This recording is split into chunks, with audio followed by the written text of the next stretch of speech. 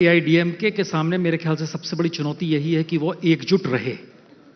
ये चुनौती है सामने, और आपको लगता है कि कोई संभावना या आशंका के बीच फिलहाल एआईडीएमके खड़ी है?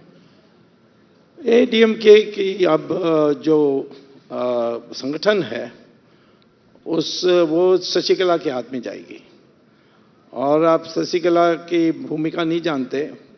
मैं अच्छी तरह जानता हूं, उनको अच्छी तरह जानता हूं और उनकी भूमिका भी अच्छी तरह जानता हूं। उनका कोई दृष्टिकोण राजनीति में, सिद्धांत में ऐसा कुछ नहीं है। सिर्फ कंट्रोल बेस था, और जयललिता के सहयोगी रहकर उसने सारी चीज़ें, कैंडिडेट सिलेक्शन, पैसा बांटने का ये सारा काम किया। अब वो महामंत्री रहकर संतुष्ट नहीं होने वाली है। तो ये पनीर सेल्वम तो पनीर जैसा ही है, तो इसीलिए वो मुझे लगता है कि वो प्रयास करेगी शशिकला इस सत्ता को प्राप्त करने के लिए, और उसमें झगड़ा होगा, क्योंकि जिस जाति को वो रिप्रेजेंट करती है उससे बाकी जाति यानी विरोध में आ जाएंगे। जयललिता की एडवांटेज थी, ब्राह्मण होने के कारण सारी जाति उसको मानने के लिए तैयार थे, परंतु जो डोमिनेंट जाति है तेवर कम्युनिटी, जिसमें शशिकला एक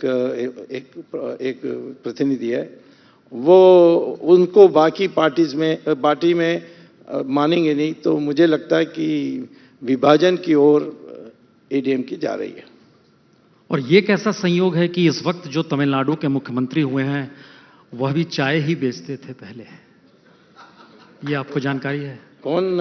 पनीरसेल्वम जो है वो उनके हालांकि खेतीबाड़ी के परिवार से आते हैं, लेकिन उनके बारे में आया कि वह भी पहले चाय ही बेचा करते थे। शशिकला नहीं, शशिकला नहीं, हाँ। पनीरसेल्वम जो है।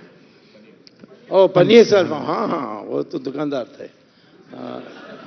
तो हाँ, वो परंतु उसको तो वो नुमाइंदे के रूप में आया है, क्योंकि जयललिता को उनसे कोई खतरा नहीं था कि मुख्यमंत्री बनने के बाद वो उसको घर भेजने के, क्योंकि 3 बार जयललिता को पद से उतरना पड़ा ये करप्शन केस के कारण। तो उस समय सबसे विश्वसनीय व्यक्ति ये था, इसीलिए मैं उसको पनीर कहता हूँ। जो जैसे दबाओगे वैसे दबेगा। तो उसका कोई मेरे ख्याल में ना उसकी बुद्धि है ना उसकी सोच है कि वो इस गद्दी को पकड़ के रख सकते हैं।